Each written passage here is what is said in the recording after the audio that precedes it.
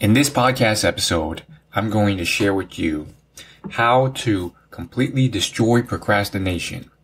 Can procrastination be beat? Absolutely. And all it takes is less than an hour of your time. I'm going to show you in this podcast how to beat procrastination. I'm also going to break down many of the tactics that I have read and learned over the years from all the experts in the self-help industry who give tips on defeating procrastination and why certain tips didn't work as well as they claimed and what to do instead. So I'm Will Chow from WillYouLaugh.com, aka Will's Personal Development Show, and this episode is highly requested. A lot of people want to learn how to defeat procrastination. I have a lot to talk about, a lot to rant about too. There's a lot of tactics that people claim work and they don't. So first off, let's just start with some of the bigger ones. So Brian Tracy is huge in this industry and he has courses on everything from salesmanship to goal setting to procrastination. And one of his probably most well-known books is Eat That Frog. And it is a book on defeating procrastination. Based off the title alone, you can kind of already tell what this book's about. But one of the main themes in the book, it's a short read, by the way, so I recommend it. But one of the main themes is this idea of eating that frog. And it does not work, in my opinion. The concept is that with a frog, it's usually something that's disgusting and big and hairy, or not hairy, but slimy. And it's very intimidating to eat. And his whole analogy is that you want to start your day with the most slimy, intimidating task, because that's when you have the most willpower and that's when you'll have the most energy and ability to get through it. If you put it off until the end or middle of the day, you're going to be more tired and drained, and it's going to be easier for you to put off longer. So when you start your day with the most slimy task that you don't want to do, but is the most impactful and important, then that's when you will get it done. And you'll feel really great for doing that because now you've finished the most important task. Now, here's why I don't think it works well. I've tried it out myself, and it was the main theme of his book. And I think it does work for certain people with massive willpower and very minor struggles with procrastination. The problem is if you have larger struggles with procrastination, all the willpower in the world won't work for you. It won't be enough to get over that hump of intimidation. Because your intimidation of that task is just so monumental. So I think that's really where the bulk of people struggle with procrastination. It's not something small that pure brute willpower will let you overcome. And of course, it does work if it's like a smaller task. I think what the main thing with Brian Tracy's advice, and there's another piece of advice that is very popular that he uses, which is the do it now technique. And the basic idea is also centered around using pure willpower. And that's where I think it's flawed. So the technique is similar to Eat That Frog, and it's basically where you shout to yourself, first in your mind and then out loud as forcibly and enthusiastically as you can. Do it now, do it now. And you repeat that several times, sometimes dozens of times, over and over and over again, to really amp you up and push you to do the task now and not put it off. And the basic idea is that energy and that willpower will push you to get it done.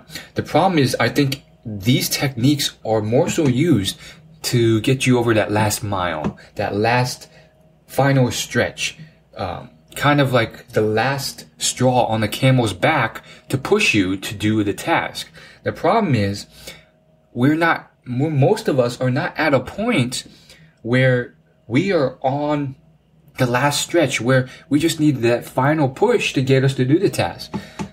Most of us are putting off the task because procrastination is such a huge thing because that task is so overwhelming and intimidating, it's like the amount of effort required to do it and energy compared to the amount of intimidation, there's like a 1-to-10 ratio. No amount of willpower or, push will get us to really do this on a consistent basis. So that's where I think these tactics fail. They are useful in rare circumstances when you just need that final push.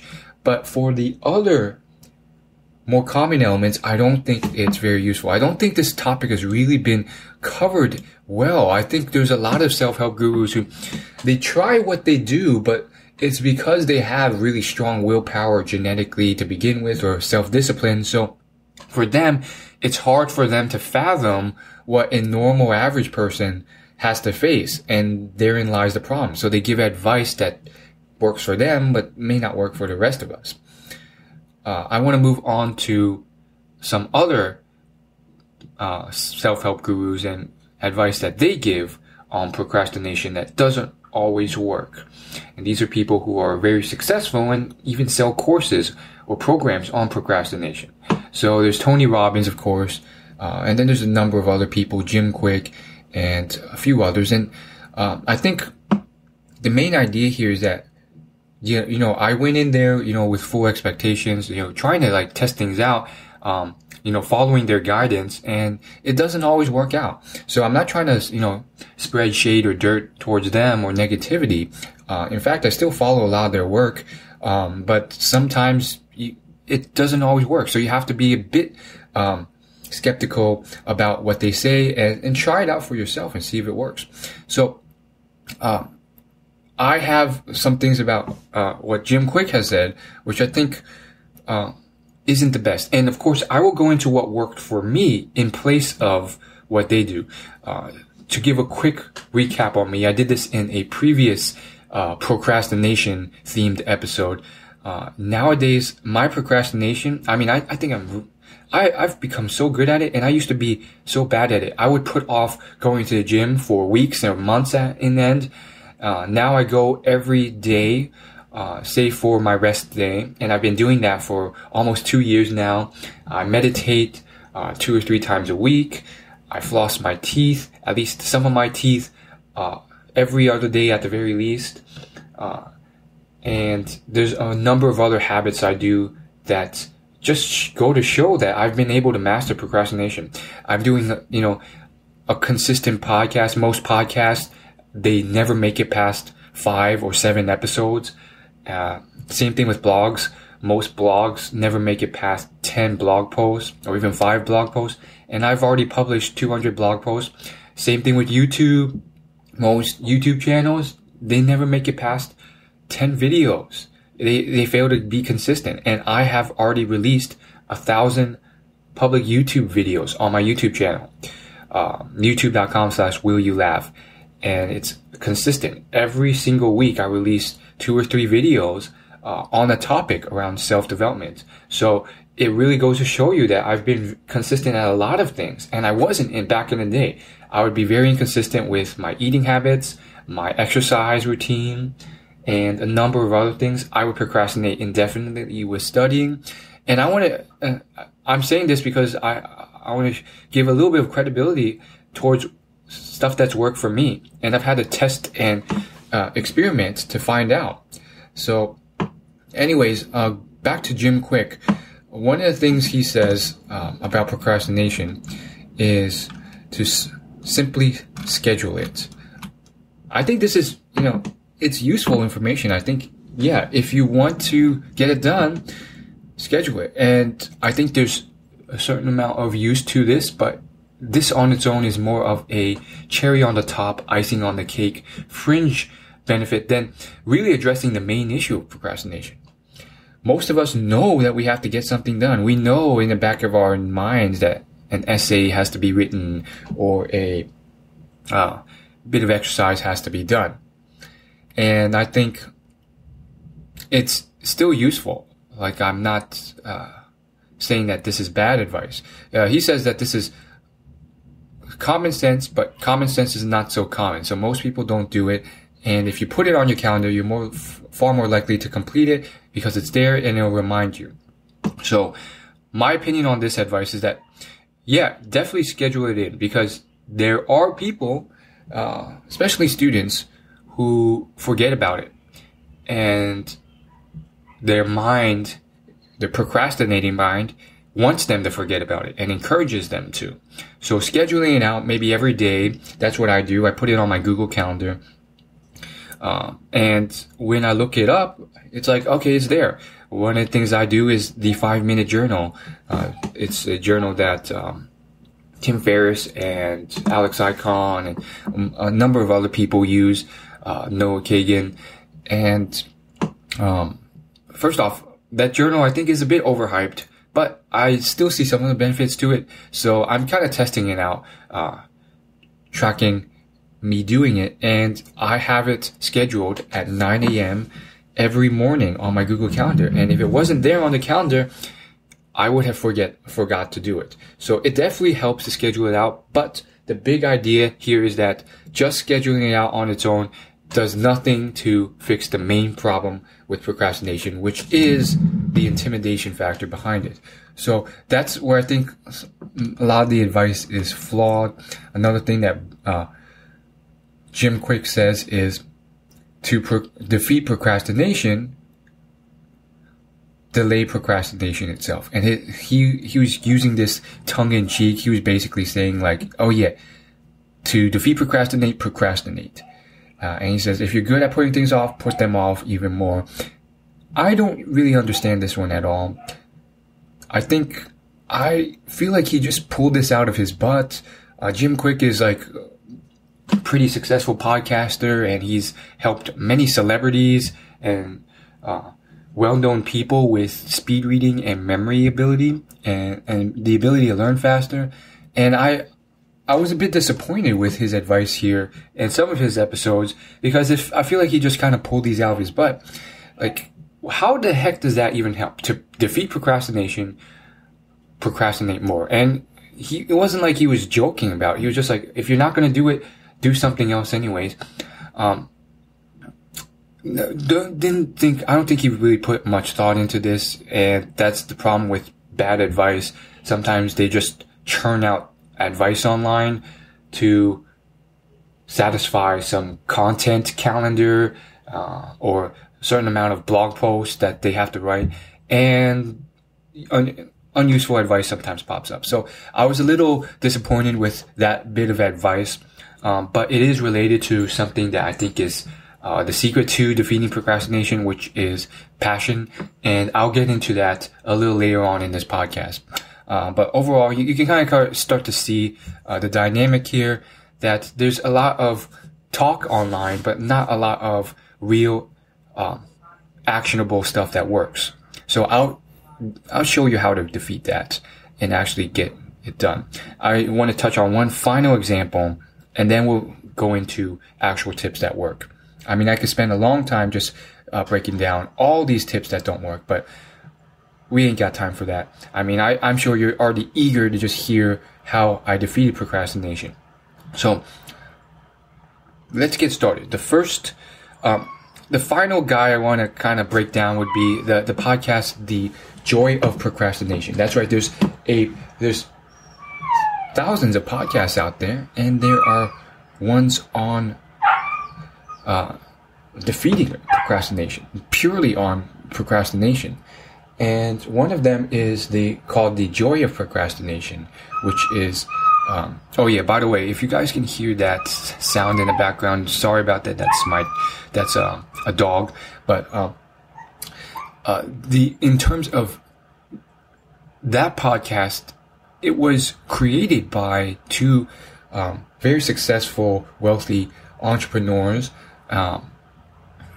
and they've already released like over 30 episodes focused on procrastination. And the problem with that podcast is that it's so much rambling and not as much actionable advice. You hear them kind of just chat and small talk about their life and very abstract philosophical concepts. But I can like count on my fingers anything actionable I really got out of that for defeating procrastination. It's kind of a very loose style podcast where they just kind of like ramble a bit And every now and then they'll tie it back into procrastination or very abstract concepts related to procrastination that don't really help that much. So for example, like the one thing I got out of it was that everyone procrastinates. Even super successful, wealthy people procrastinate, and they point to this whole network of friends they have that are all really wealthy, and they all have had to deal with procrastination as well. And staying off Facebook and just focusing on their work. So that was probably the main enlightening thing I got from that podcast, which was that, it's not like successful people aren't superhuman in the sense that they have to deal with this too. And sometimes they fail. But other than that, like for the next 50 hours of podcast episodes, like they just kind of started rambling and ranting about these abstract-ish concepts about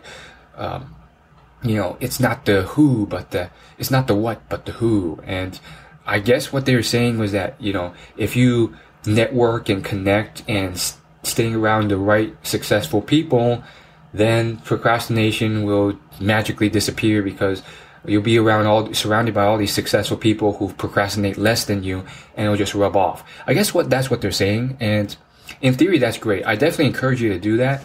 And I have used similar stuff, to hang around successful people, in high school to, increase my grades.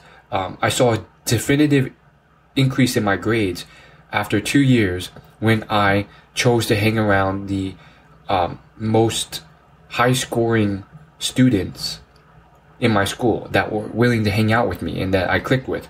And I didn't do anything else consciously, but over time, the habit started rubbing off on me. So there is some benefit to that, but I think the only caveat I would put to that is that you're not going to magically meet up with 10 millionaires. That's just not going to happen unless you're super lucky. So I think that's where a lot of people fail with this advice. I used to think this as well. I would have this high standard and I'd be like, it's not working. More likely than that, just find someone in your local area who's better than average, who's the best you can find. And that's really the best way I've learned to kind of actually use this advice in an actionable way. If you have extremely high standards, you might not meet anyone and you're not going to do any good. So I use this in my exercise life as well by just hanging around the people at my gym. I go to CrossFit, so my CrossFit gym has different departments. There's a powerlifting club and a weightlifting club, and then there's also regular CrossFit classes. And both clubs compete on the state and national level. So there's some people there who are pretty good. They all just kind of do it for fun, and they're amateur. None of them are really super good. Some of them have made it to the state level and national level. I think only one person's made it to the national level. But they're better than average. So I'll hang around them. And that's you just have to make do with what you have. I wish I had a bunch of millionaires I can just hang around, but they're busy and I can't. And I've tried reaching out to a couple, but, sometimes they don't bite. So, yeah, the main concept I want to get at with you is that the Joy Procrastination podcast wasn't as actionable as I thought. So what actually does work with procrastination? What is probably the biggest tip I can give you to defeating procrastination? First, I want to touch on passion. So finding your passion. Now, first off, I wrote this epic article on finding your passion.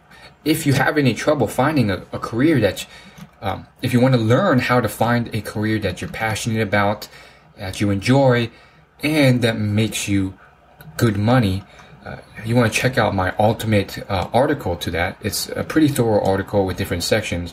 And that article is, you can find that at Will You Laugh, that's WILLYOULAUGH.com/find/your/passion.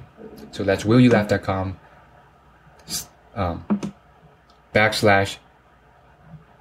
/find-your-passion.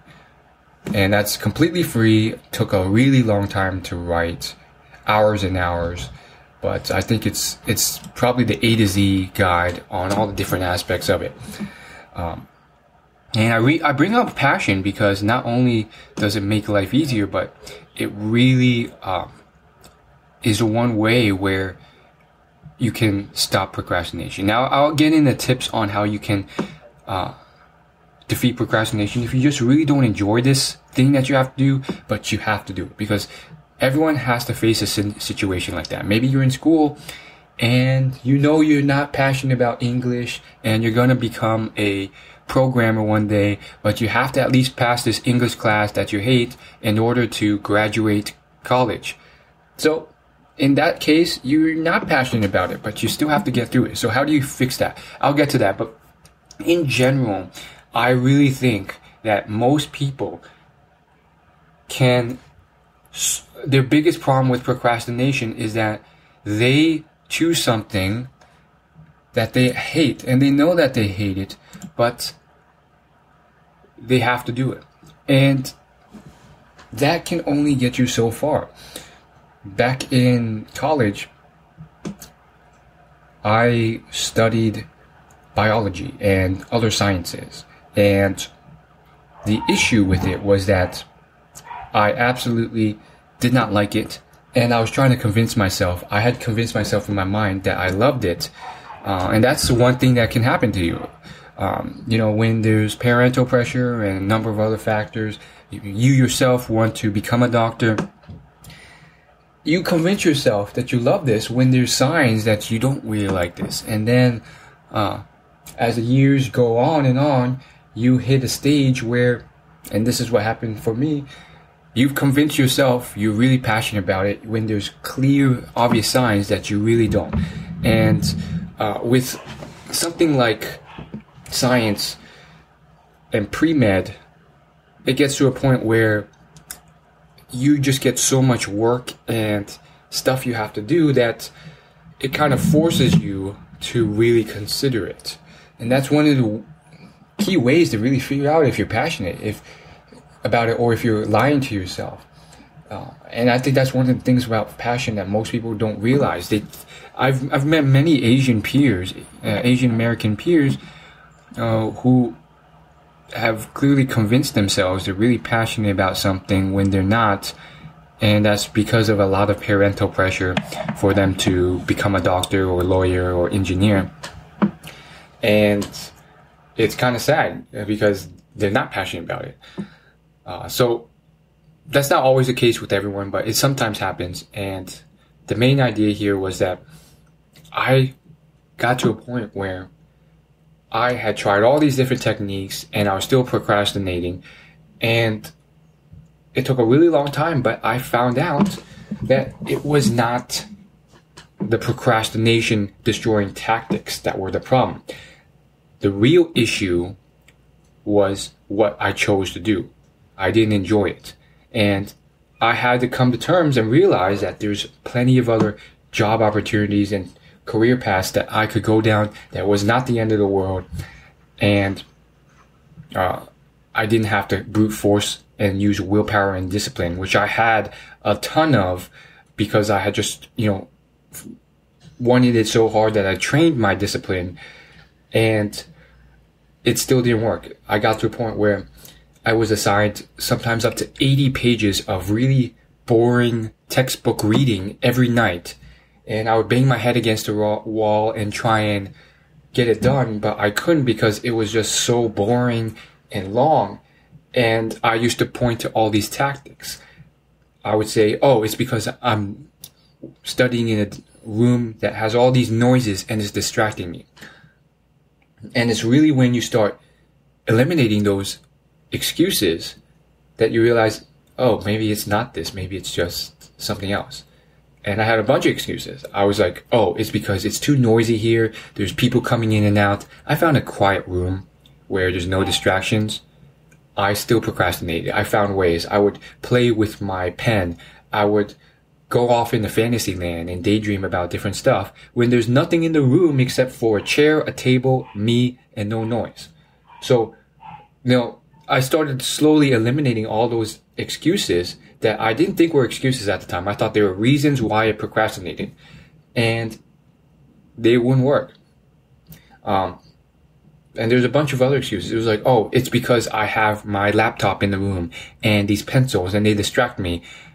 I eliminated all that, and all I had on my desk was a textbook. Still didn't work. And I tried a bunch of other things. I would beat myself up in my mind a lot. And I found out that it was because I wasn't passionate about what I did. I had to finally face the terms. And it made, there's no better way to make it really clear than to assign a student 80 to 100 pages of really dense reading that you had to memorize every night.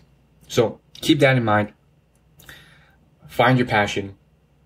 Nowadays, we live in a technological age where many people can make a living off their passion. There's a great website called smartpassiveincome.com, and there's so many success stories that he's profiled on there, where the strangest of passions have been turned into hobbies, from tarot card reading, a girl making 6 figures a year from tarot card reading, to people making more than 6 figures a year by selling teachers' study guide workbooks to high school students, as well as football coaches who need high school football tactics.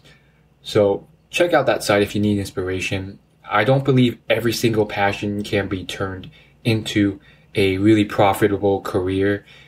Right now, that's an illusion that a lot of online marketers will peddle, but I don't think it's true. I think there's definitely trends here. The one guy who really is honest about this is John Morrow. He has helped thousands of successful people turn their writing careers or blogs into careers.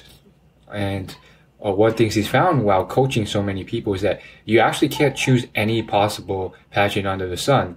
You have to kind of go for the big trends, because otherwise there's not enough.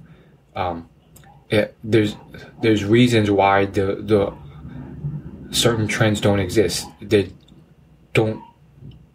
It's not because they haven't been there. Now, there's probably a small percentage of passions and hobbies that aren't in existence because maybe no one's tried it. But he makes the big point that a lot of these big trends exist because of a reason, because there's money to be made behind it. And there's a bunch of other ones that don't exist, and you can't turn into a profitable career because no one actually is willing to pay for them, and the market is just not there. And he gives the example, John Morrow, he gives many examples of like why there's no wedding blogs out there or who make a ton of money, or there's no real estate blogs out there who really do the best, and it's because they're one-time purchases, and on and on. But I think it's really true. I think there's, sure, there's a lot of passions you can make a lot of, or a good amount of money from, if you put yourself out there and try more than you think. As mentioned, there's that tarot card reader. Heck, some people, Gary Vaynerchuk, successful entrepreneur, he says like, oh, if you like the most random thing, like collecting worms, if you just got 100 or 1,000 people to pay you $100 a year, that's a 6-figure income on collecting worms. The issue is, maybe there's not a market in collecting worms. Maybe you can't even get 1,000 people to pay you $100 a year to talk about collecting worms. I mean, that analogy of 1,000 people, 1,000 true fans paying you $100 a month, or some variation of that, is tossed around a lot. It was popularized by Kevin Kelly, but the issue with it is that it's just, it sounds easy in theory, but like to get someone to pay you $100 per year for your random hobby of collecting worms or something else, it's a lot harder than you think. So you have to really temper it. Like a lot of these, like there's this new, there's a YouTube channel, Jump Cut Well, okay, the YouTube channel was called Simple Pickup, and they started a company called Jump Cut Studios. And for the last couple of years, they've been really promoting these online courses that are really expensive, like $1,000+ each. And they've just been going to the extremist end with these claims that anyone can start a YouTube channel and make a lot of money from it, no matter what passion you have. And I just think that they're over-promising and under-delivering. So just, you have to keep in mind what the other claims are out there.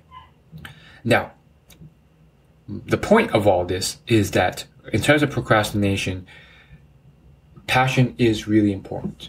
And you have to kind of shift. You have to pivot. If you can't completely, then make it fun. Find ways of making it fun. Now, of course, as I've kind of mentioned or hinted at, there's a limit to how much you can pivot. Like, you can't force something that you truly hate or really dislike into something that's fun. And I tried that with studying for my science in school with those textbooks. And there was only so far that you could do that too. I remember trying to do that, try and look at the readings and the books and pages I had to do with different perspectives. I used to be like, okay, this is very interesting. I get to look at the body and see how all the different areas of bodies work together. And I did find actual genuine interest in that, but you can only take that so far. Like, it hits a wall eventually. So it's not a cure-all solution, but it is something that you can do for things that are moderate. And I've used this very effectively for things that are moderate. And with well-tested or unique, innovative perspective changes, you can really make a huge difference in how you perceive a task, and you can actually make it fun so that you don't have to use pure willpower. Because as I mentioned, willpower alone does not work. You simply make it fun so that you don't shy away from it. You don't need to use willpower. It's so fun that you want to do it, and you don't procrastinate. So for moderate techniques or just using a bit of innovation, this can really help, and it can really work. So let me give you an example. Exercise. Some people hate exercising. Well, if you just add a little bit of creativity, maybe you hate, running and jogging, but there's so many different options out there if you open your mind to the possibilities on exercising and making it fun. There's Zumba classes, hip hop classes, there's rock climbing, there's martial arts, Krav Maga, Jiu-Jitsu, Muay Thai, and there's all sorts of other possibilities that you can use to get ahead or make it fun and still get a good sweat in. Now there's all sorts of mixed classes. There's Zumba dance / martial arts classes where they combine martial arts movements and dance. And then there's more and more. There's calisthenics, there's CrossFit, there's powerlifting, weightlifting, there's hockey, lacrosse, there's just running on a beach, there's vlogging, there's Pokemon Go. I was watching one video on YouTube from a Pokemon Go channel called Trainer Tips, and in one of his vlogs he met a guy who cured all his heart problems and obesity and all this stuff by just playing Pokemon Go every day. So, there's different ways to make it fun. And so I think that's huge to it, but there's another level to that as well, which is where you're faced with a dilemma where it is still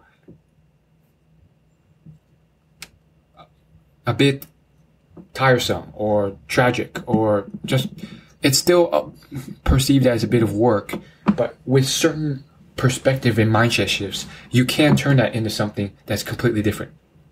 So what's one way I do this? Well, a lot of people complain when there's any level of manual labor involved in a task. For example, I've heard a lot of people complaining for simple stuff like, oh, I don't want to walk from here to the store, I'm going to park closer, or I don't want to walk up these stairs, I'm lazy, or I can't believe that I have to stand for 10 minutes at this meeting. I'll hear people say stuff like that. Any bit of manual labor, it's an American thing, I guess, first world problems, but the point is, some of them are kind of hypocritical, or it's ironic because they'll complain about such a short amount of exercise, then they'll go to the gym and exercise on a treadmill or go walk up the walking Stairmaster machine for 30 minutes every day or more. So it's kind of like contradictory, and it's because they've compartmentalized their life to believe, sometimes unconsciously, that to exercise you have to go to this one place, you have to drive to the gym and exercise in that gym for the main purpose of looking healthy, fit, and more attractive. Not realizing that exercise can be done throughout your day, and that's how our ancestors did it. And it was also done in the form of productive work. Now, some people realize this already, others don't. So by understanding that perspective shift, I am one of the few who don't complain and actually enjoy walking upstairs or doing something for work or carrying something, because that's part of my exercise routine. And it's a small burst of it, in fact, compared to an entire gym routine. So it's less intimidating. So there you go. Now, I have some email subscribers who are international. They're not from the US. Some are from Africa, some are from the UK and elsewhere. And they've responded and emailed me when I release exclusive procrastination defeating tactics on my email newsletter. And they'll say stuff like, hey, it's different here. Where I'm from, it's not normal to pursue your passion. And my response is, hey, it's not as normal as you think in the US either. A lot of people in the US are immigrants from your countries or other countries, and their parents or they themselves come from that cultural lifespan. In fact, a lot of Americans, their parents or grandparents grew up in the Great Depression, and they have this solid theme about how you should only just get a job. You should just get a job. It doesn't matter if you're passionate about it or not. You just find something that pays the bills, because that's all you should hope for and wish to have. And you're lucky to have that. So it's still a rather new concept of this current millennial generation. And I think it's very much spurred on by the fact that the world's changing and opening up new opportunities thanks to technology and the internet that weren't there before. And people have yet to catch up. So now we have these more opportunities, and we have a generation before us of successful people, wealthy people, Howard Schultz, Bill Gates, Mark Zuckerberg, Gary Vaynerchuk, all these people who are talking about how you can pursue your passion now, and they themselves have done it successfully. Steve Jobs is another example. And encouraging that, so that now we have this new world, and you can either step into it and try it out and live a happier life doing what you love and making a lot of money from it, or live a life of regret.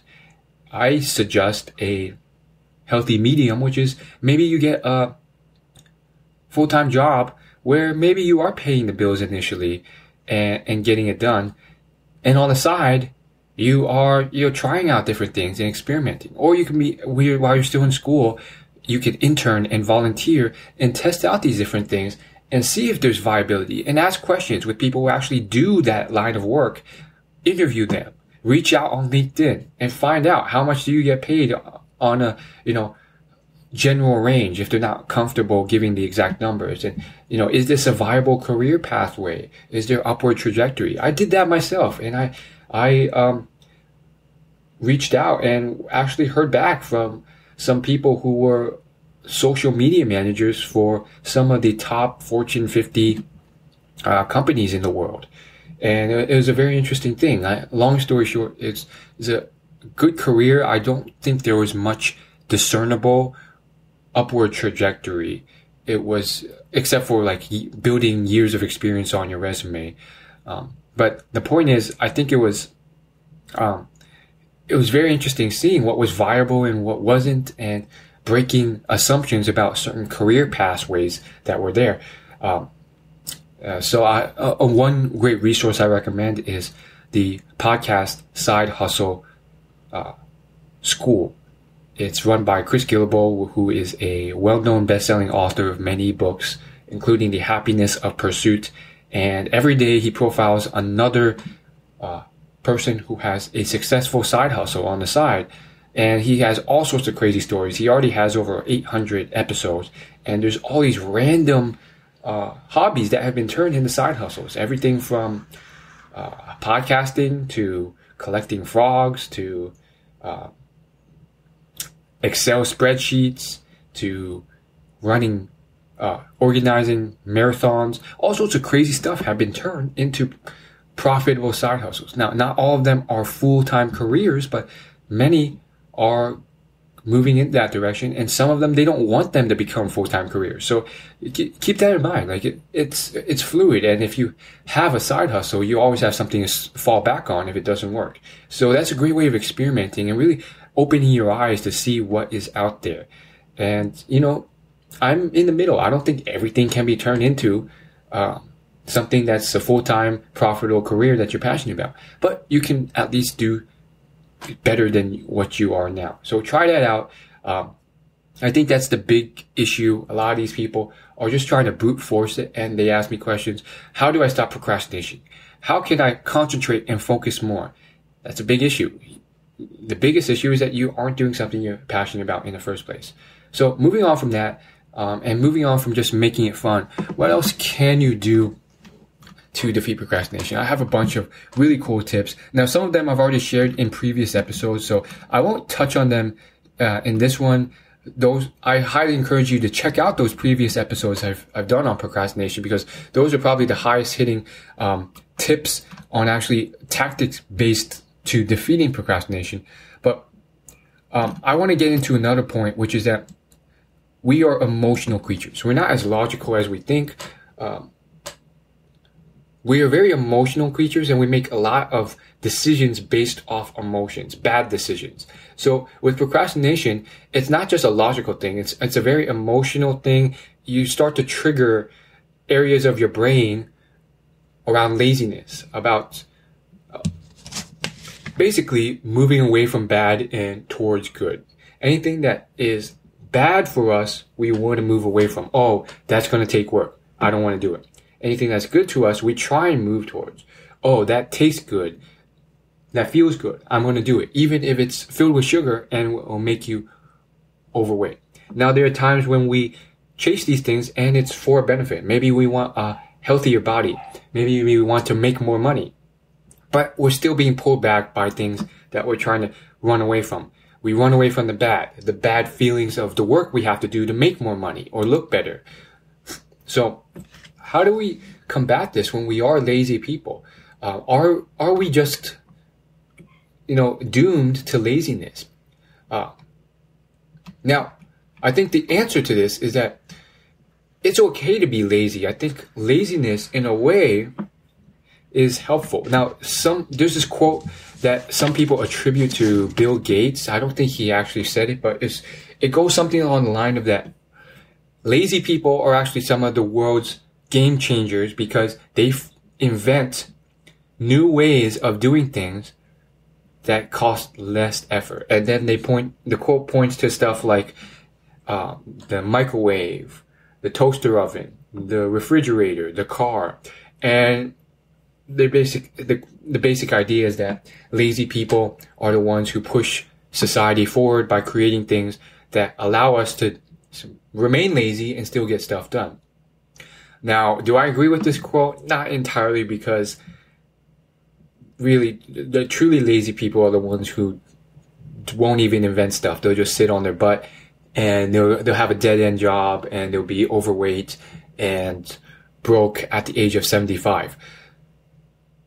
I think the tweak of that would be that entrepreneurs or inventors or the people who really change the world, they're willing to put in the effort to make that change by providing value to others in a way that helps them achieve their goals, solve their problems with less effort and more convenience. So I think there's a subtle difference to the main message to that. But the point for you is that if you're lazy, I think the biggest thing is don't beat yourself up. This is a tip that pretty much every guy in the self-help industry has given, but I think it's so true and so important. Even Terry Crews, in one of his YouTube videos, he has his own YouTube channel, in his video on willpower, that's what he said as well. He says, forgive yourself. And I think if you're lazy or you're beating yourself up, I'm someone who takes life way too seriously at times. I'm working on it. And I, as mentioned, would beat myself up horrendously for procrastinating. I would, especially back in my days studying pre-med, I would beat myself up in my head and I'd be so hard on myself and it would really affect my self-esteem and all this stuff. It wasn't mentally healthy for me because I would beat myself so much and dwell on it so long if I screwed up and I didn't read those 80 pages of textbook reading every day. And I would punish myself. I wouldn't allow myself to eat good food. And then I would dwell on it the whole day. And I felt drained. And all that brute force willpower just led to me, building up for another binge fest that was sure to come.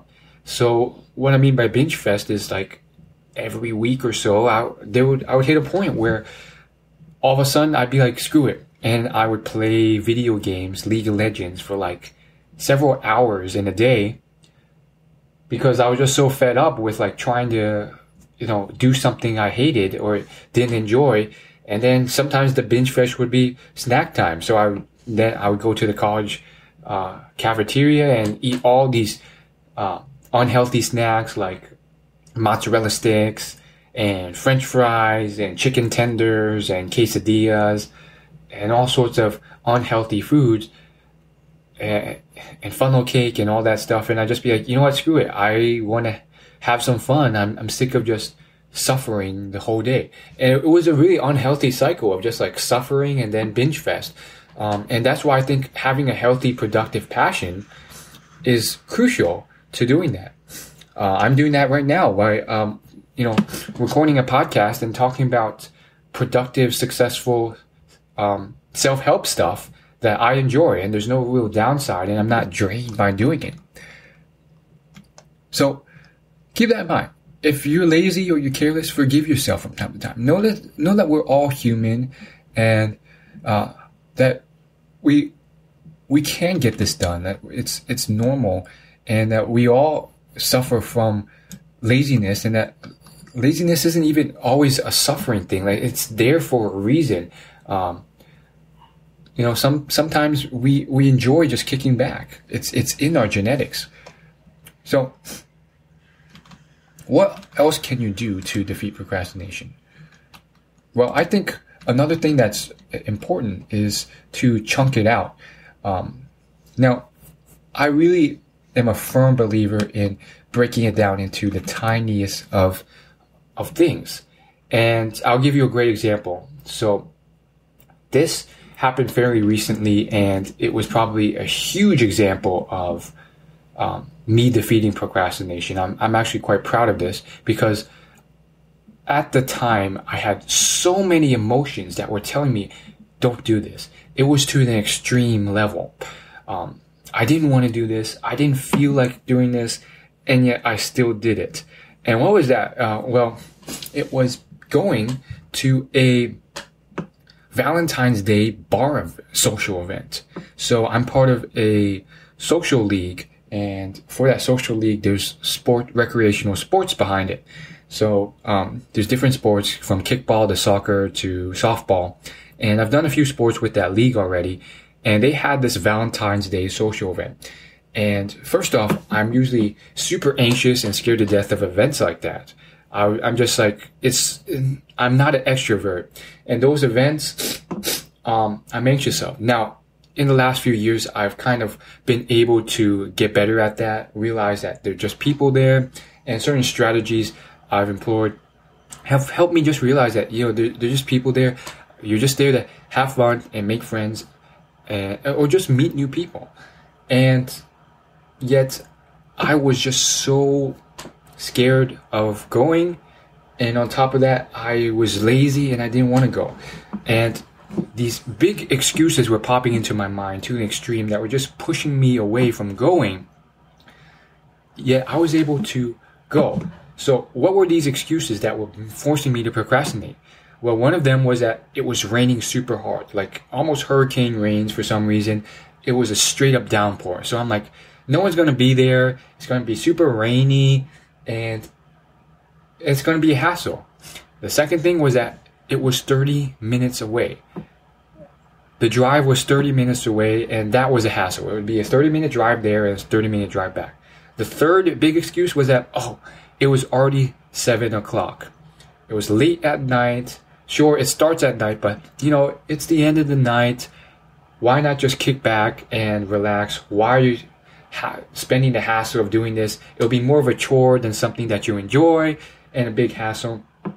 And then the fourth excuse that was trying to get me to procrastinate even more was that, you're already going to be late. You're going to show up late. It's already too late to go. I had prior engagements and I was going to show up late because I had prior things to do. And then there's all these other excuses. I'm not going to list them all because there's a bunch of them, but you get the idea. It's like, you'll be so nervous there, and it's just going to be a weird situation where people will reject you or not talk to you, like always, and you'll be uncool and you won't fit in, and on, and it'd be a strange situation with all these people talking around you, and all these things were compounding for me not to go. So the first thing I did was chunk it out.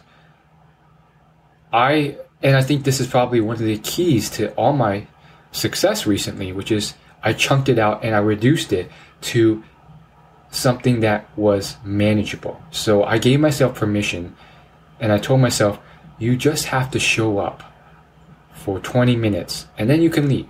That's it. You don't have to stay the whole night. The event went from like 7 o'clock until like 11 o'clock. So it was a long event. But I told myself, you just have to show up for 20 minutes and then you can leave. It's cool.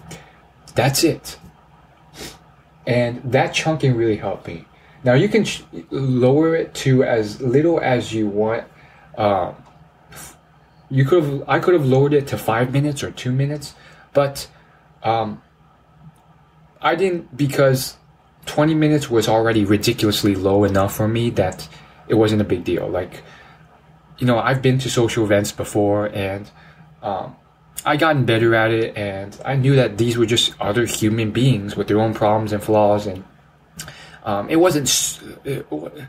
didn't need to chunk it down to 2 minutes, show it up to 2 minutes.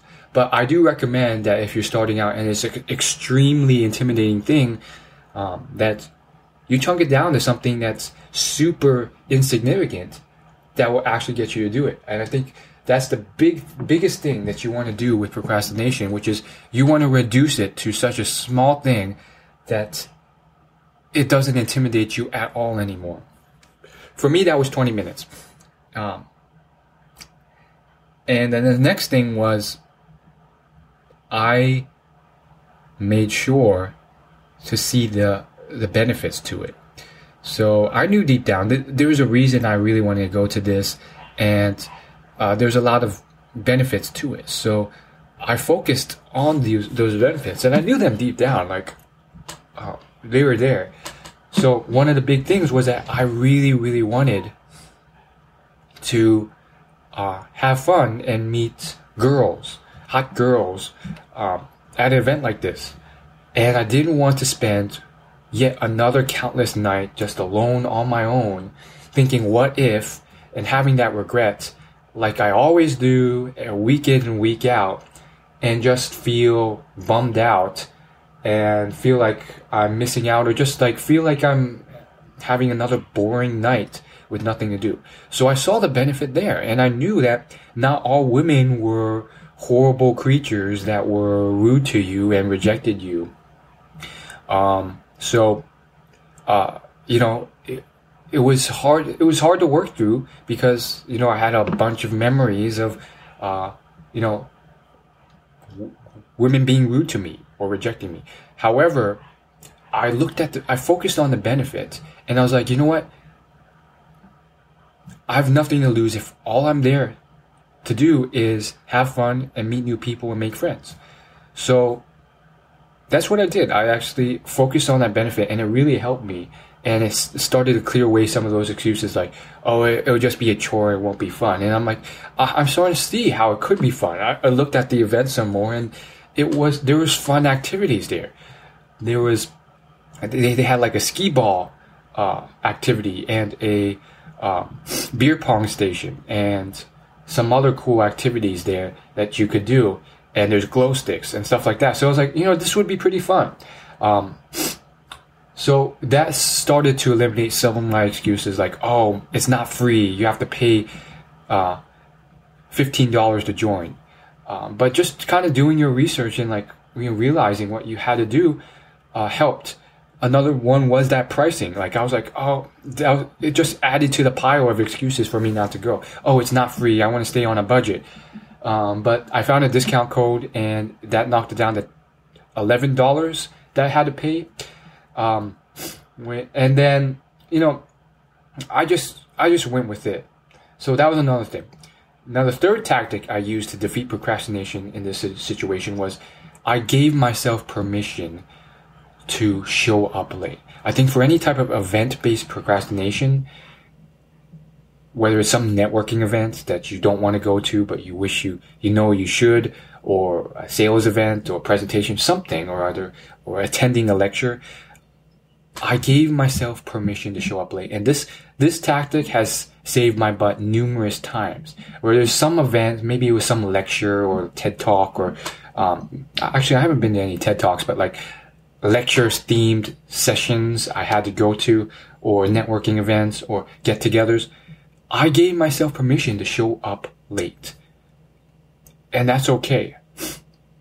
And sure, once in a blue moon, you might get someone there who's like, how dare you show up late? And for certain formal events, maybe you can't show up late. But there are many that I could. And for this event, which was just like a social event that stretched on the whole night, it was perfectly fine.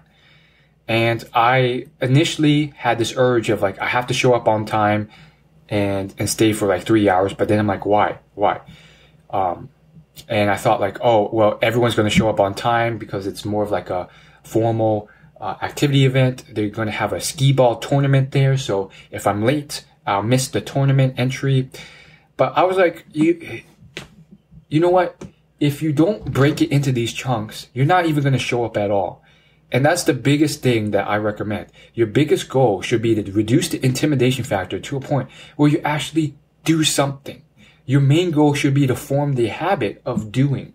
And that builds momentum. Even if you only show up for 2 minutes, or 5 minutes, or 10 minutes. Of course, you want to build on it over time, slowly but surely. You don't want to build too quickly, but, start off with just showing up for 5 minutes, and then 10 minutes, and then 20, and so on and so forth. But the idea is that you can't just not show up all the time, because that doesn't build momentum. That doesn't form a habit over time. So I knew that if I didn't give myself permission to show up late, I wouldn't have showed up at all. And so I took a nap. And that's one thing I do when I feel that dread of procrastination. I nap. And that nap turned into about an hour and a half nap. So I woke up at maybe around 8:15-ish. And I was like, geez, I really napped a long while. And I could kind of tell that my body wanted to nap the whole night through because it wanted me to procrastinate. But I gave myself some time. So I was like, I woke up at 8:15. I was like, you know what? Give yourself another 15 minutes of napping. Give yourself that privilege, that permission to show up late, but make sure that you show up. So I napped another 15 minutes, and then I made sure to wake up and go. So at 8:30, I went and I showed up around maybe 9 o'clock or so, and I stayed. And I ended up staying for a healthy 2 or 3 hours. I thought I was only going to stay for 30 minutes, but it was fun enough for me to actually stay for longer.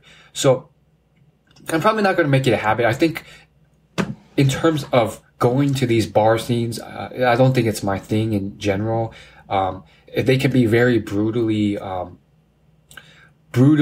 honest environments, which is just not good for my specific type of trauma. So, you know, this is more of a side note, but like at a bar, like that's where women are like probably the most honest superficially. Like sometimes after you like say hi and introduce yourself, they'll just look at you and say no and leave, or they'll just like say no thank you, or not even speak to you and look away. So, you know, that's something that happened at this bar quite a few times. So in that sense, a bar scene is not my thing. So I'm not going to be doing this every week. And I don't encourage you to try and trick yourself into doing something that's traumatic or horrendous or not enjoyable on a consistent basis. I'm just using this as an example for procrastination. It was a good illustration of overcoming my fears and being courageous, and doing a one-time or once in a blue moon thing that I really dreaded and procrastinated against. Having said that, though, it is a great illustration of the small breakdown of things that I did to defeat procrastination that you can apply to other things like doing laundry or washing the dishes or anything you're procrastinating against. So that's how I broke it down, and I broke it into small parts. I made the transitions enjoyable too. So the car ride to and back was actually a key component of this. I made it really fun by listening to audiobooks. I picked up this great fiction book that was very entertaining called The Ring of Solomon, and it's behind the Bartimaeus sequence, which is a fairly famous fiction series that I believe deserves to be made into a film. I think it was that good. But making the transition to drive to the event more fun made it more fun for me and less of a chore. And then showing up with healthy intentions, my goals were just to have fun and meet new people and find out one interesting fact about every new person I met. That made it fun for me and less intimidating because I wasn't framing it towards something like, I'm here to get rejected. I'm here to, get a girl on a date or something like that. And that really dramatically reduced my anxiety level. So you can kind of see how I worked through this, and I'm very proud of myself for doing it. I think the last bit of that example that I want to highlight is really framing and highlighting the regret. So about 2 or 3 months before that event, I saw a similar event. This one was just like a sports league get-together, end of the season social bar party. And for that event, I missed it. I skipped it. I put it on my calendar and I missed it because I went to the gym before it, and then I overstayed at the gym. I was doing extra work, extra exercises, and by the time I looked at my clock, it was like the event was already like 45 minutes underway, and then I knew that I would have to get changed and shower, and then I would have to drive there, which would take another 30 minutes. So I was like, I'm not going to do it. It's a Friday night, and it's too much of a hassle. So I skipped the event. The thing is, I used that as motivation for me to go to this event because I remembered that, and I was like, is this just going to be me am I just going to keep missing events and always wonder in my mind with regret, what would it be like to go to such an event? How fun it would have been? What I would have missed out on meeting and seeing, and so on and so forth. Am I just going to stay here every day alone at home and, live a boring life? So really highlighting the regret and highlighting the potential success or enjoyment you can get, even if it's not super enjoyable, really highlighting that regret can really help you get over procrastination and get over that hump of doing it, because you realize, oh my goodness, what am I missing out on? What could I possibly get from this? If you see what I'm saying here. So that's it for my story on procrastination. I want to just finish up this podcast with a couple final bonus tips on defeating procrastination. I think another huge key to procrastination is planning the day before. This is something that Ramit Sethi, a self-help and personal finance blogger, he's huge. He has a multi-million-dollar business and website that gets millions of visits per month. He talks about a lot, which is plan the day before. So you can apply this to fitness. And the basic idea behind it is to eliminate that activation hump, that hill of intimidation that you have to get to, that mountain of intimidation, by reducing any friction, anything any work or even tiny bit of willpower that you have to do beforehand to get that done. So what he does is, he will plan out his exercise routines the day before. Basically, he will package up all the gym clothes and all the stuff he needs to go to the gym and put it in a nice bag the night before, so that when he wakes up and he has to go to the gym, there's no work he has to do. He doesn't have to search for his clothes. He doesn't have to file it together. And that reduces and eliminates some of the hassle that might encourage him to not go to the gym. So simple, but very effective.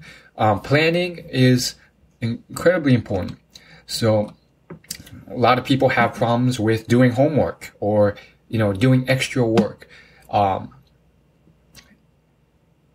And one of the ways of defeating that, and this is something that a lot of habit research and books on habit formation, like Charles Duhigg's book, Power of Habit, really touch on, is you want to eliminate the trigger that starts the bad habit or the distraction that prevents you from doing that good habit. So any way you can. Sometimes you can't do this, but usually you can at the very least make it harder to do. So let's use homework as a random example. Usually you want to do homework as soon as you get home, but you can't because you have a friend. I had a friend like this. He was a neighbor, and my friend would take the bus home with me, and he would rope me into playing video games with him after school. So the trigger was my friend being there and influencing me to, play video games. Well, I started sitting in different seats as him, and then, running home afterwards and just saying, I'm really busy today. I'll catch you later. And that eliminated the trigger where he could kind of start a conversation as I got off the bus and roped me into playing video games. And there's many other ways of doing this. You might find that, okay, I got home, but I still have that urge to play video games. Well, you can barricade the room with the computer. You can put a lock on it. You can tell your parents to put some parental control program on it. And you can chunk it up into parts. I chunked up my homework into parts as a kid so that rather than telling myself, oh, you have to do all this math homework and all your assignments as soon as you get home, I was like, I'll just do one page. They'll put me in a good mind state, give me some feeling of achievement because I did something extra than the average kid. And that built momentum and put me in a healthy mind space. So really plan ahead. I think that can really help you get ahead. Some people will take this to extreme and they'll like write out their habits and their triggers and their tendencies.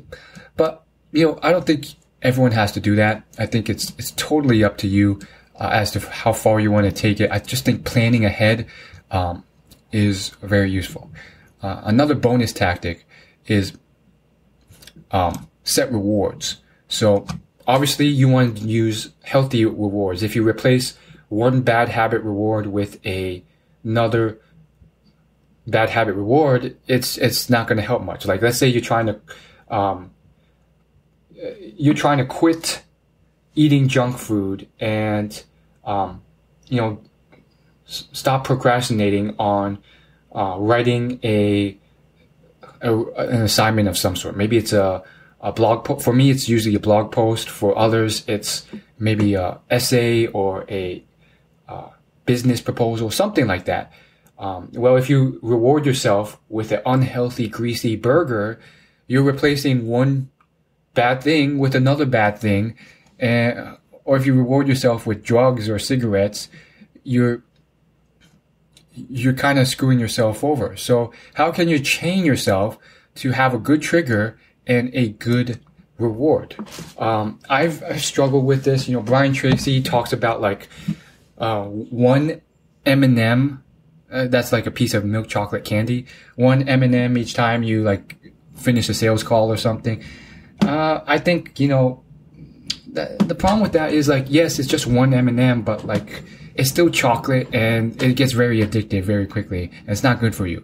So what else can you do to really reward yourself in a good way? I've experimented with this and I've had a lot of struggle. Haven't really found any good rewards. For me, I found that giving myself the ability to brew a cup of green tea as my reward is pretty good. Green tea obviously extends your lifespan, and I've grown to enjoy it. So that's one way. Another way would be just to give myself the ability to watch a YouTube video. And for me, I watch a lot of educational videos too, but sometimes I watch unproductive, just entertaining vlogs or videos online. That one works kind of well, but it also gets very addictive. YouTube can really suck you in and you end up watching more than just 10 or 20 minutes. Another thing I've tried is manga. So I've checked out manga books from the library and other books, and I'll give myself as a small reward the ability to like read a few chapters of one of these books. I'm currently reading Hikaru no Go, which is it's kind of like chess. It's like Japanese chess. And I read like the first 15 chapters years ago, and then just like took a break from it. So that's another way. Yeah, be creative. Like, it doesn't have to be always horrendous. I have these Subway coupons here, and Subway is a fast food chain. I love eating fast food, but I know it's really unhealthy. So Subway, Qdoba, and Chipotle are my healthy alternatives. They taste great, and they're usually much healthier. So I'll use that as my mini reward. I'll get like a 6-inch sub, which is more of like a snack for me, and I'll use that as a reward for all the good work I've done. So that's really one way of defeating procrastination. Like, break it into chunks. Like, let's say you have a assignment that would take you 10 hours to finish. Maybe it's like an essay or something.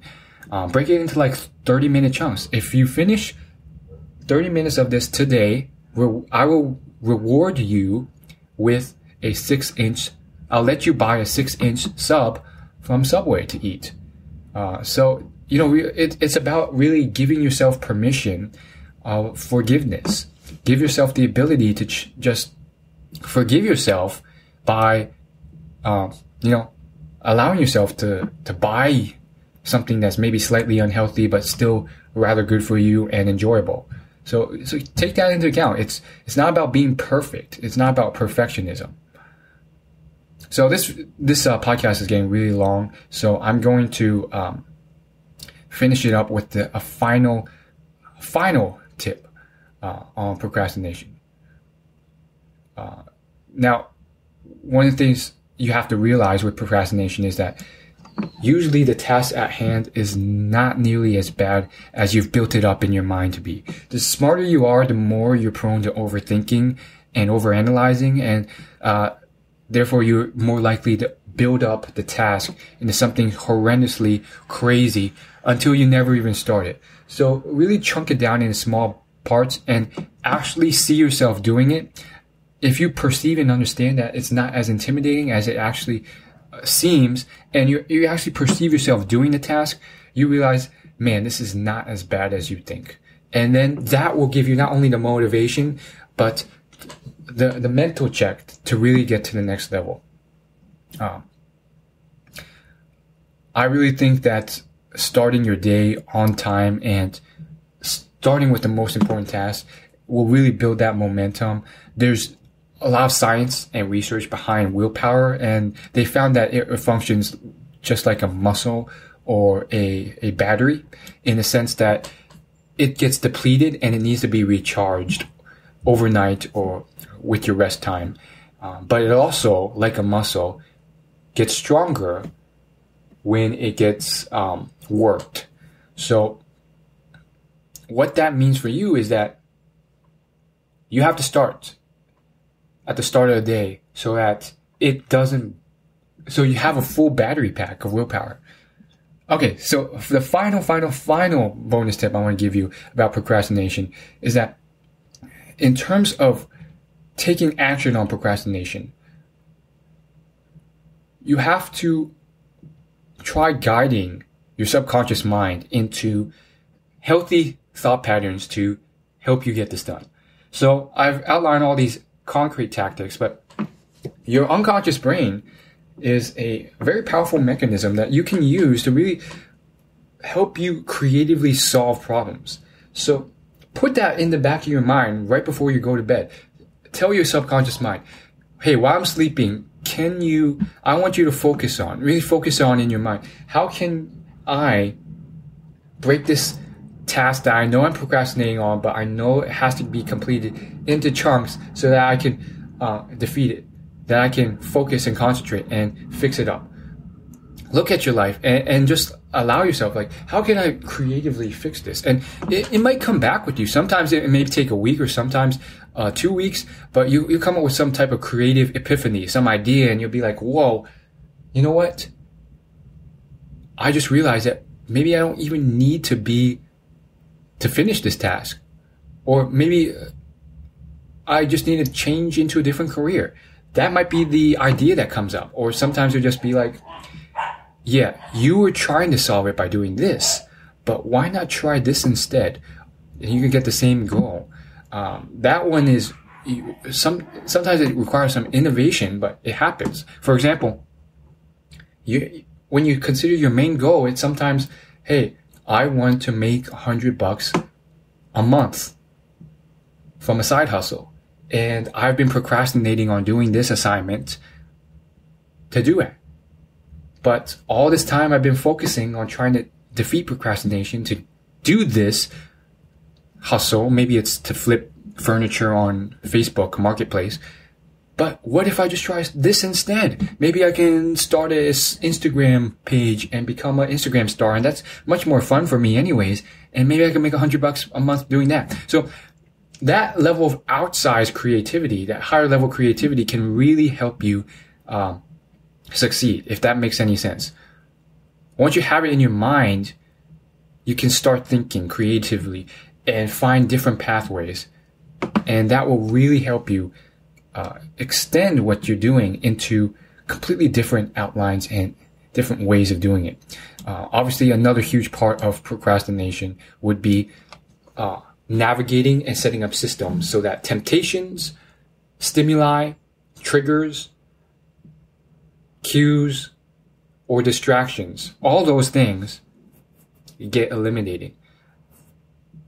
If nothing else, I mean, I've beaten the break things down into chunks part into oblivion, so I won't emphasize that as much. But if nothing else, break out the distractions and cues and triggers that force you to procrastinate. sometimes it's not you, but it's someone else or something else involved. And now I've mentioned how this only goes so far. You know, if you really are not passionate about it, sometimes you think it's a distraction, but it's not. But sometimes it is. So just keep that in mind. Maybe it's the fact that, you know, you would have finished that book that you want to read, but you haven't because you truly do live in a noisy house with all this noise and distractions from other people. Maybe it's your family, maybe it's your siblings. You're screaming and running around. And if you just went to the library and read the book in one of their quiet rooms, or went to Barnes and Nobles or something, and you read the book outside, you wouldn't procrastinate at all. So sometimes it is as simple as that. Oftentimes, it's not.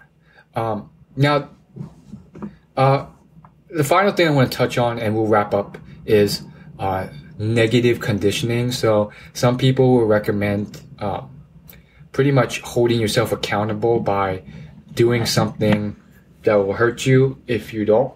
The common thing nowadays, this is something that Tim Ferriss popularized, but a lot of other people played a role in popularizing this as well, is setting yourself up to donate a lot of money to a charity you don't support, like the Nazi Foundation or something crazy like that. And if you don't get something done, you'll do this. Or it'll just be like, you will commit to giving your friend $500 if you don't exercise.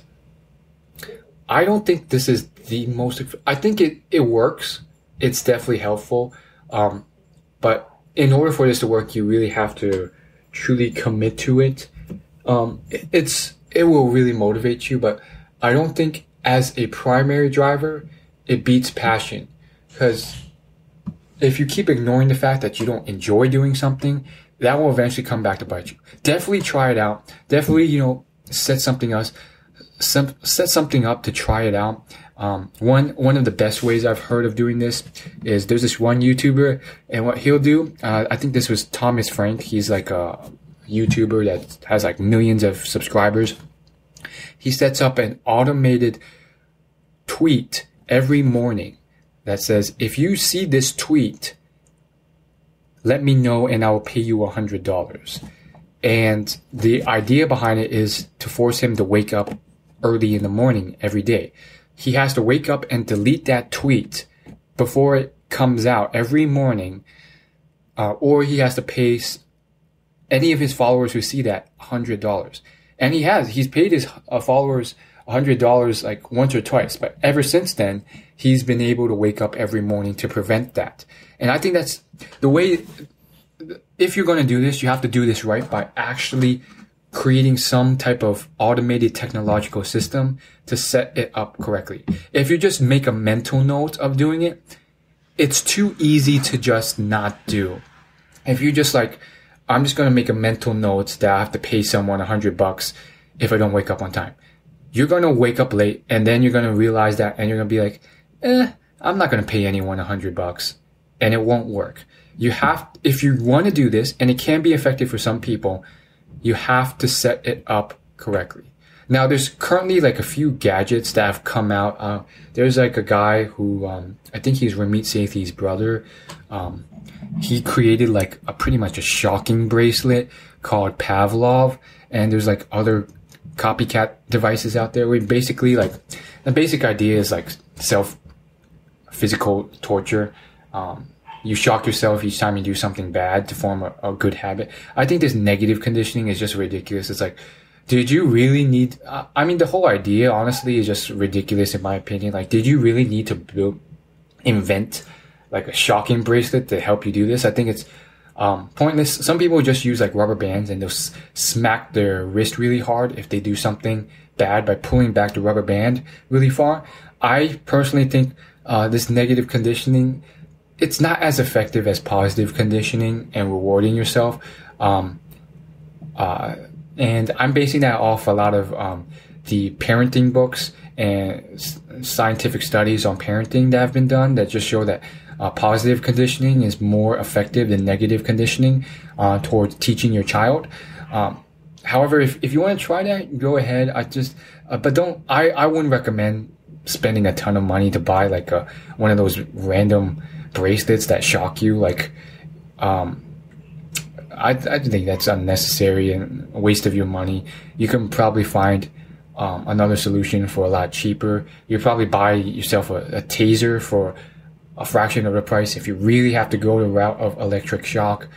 There's even like you can go to like one of those like commodity, those like trinket stores like Hot Topic, and they'll have like tiny shockers for like $2 you can buy. So yeah, don't spend your money on something ridiculous like a super expensive shocking bracelet. But that is another way of potentially defeating procrastination. Again, I don't think it's a method that may work for some people. Doesn't work for me. I used to beat myself up mentally, a little bit physically, but more mentally. Each time I would fail at procrastination. Didn't help at all.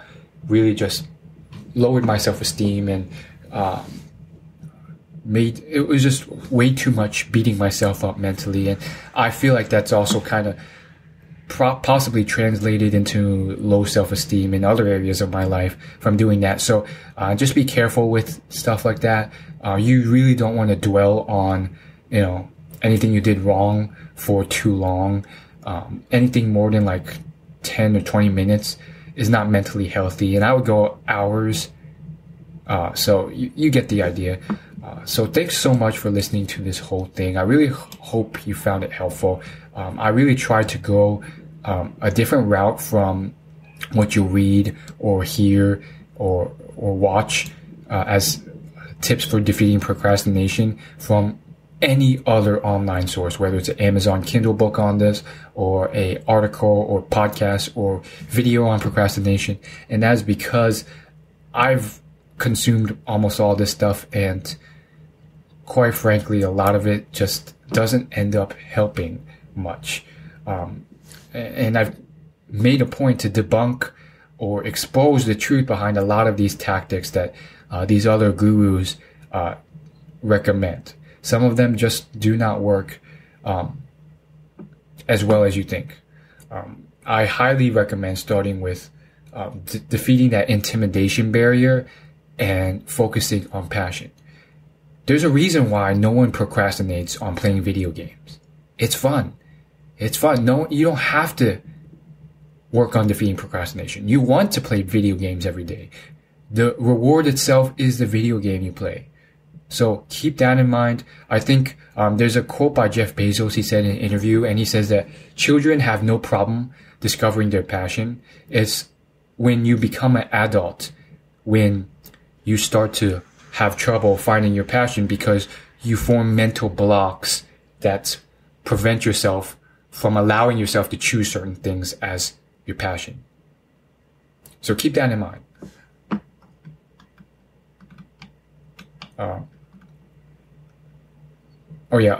If you want to join my email newsletter, go ahead and check out willyoulaugh.com, and there will be email opt-ins all over the place. If you sign up anywhere on my site, that's where you'll join my free exclusive email newsletter.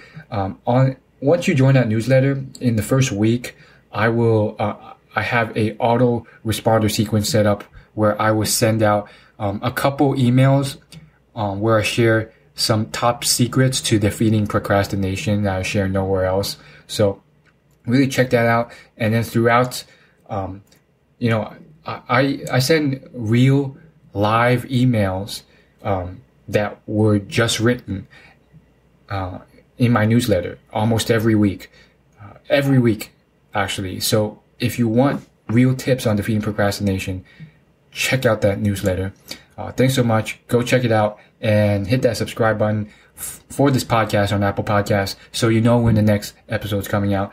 Otherwise, thanks so much for listening. Peace.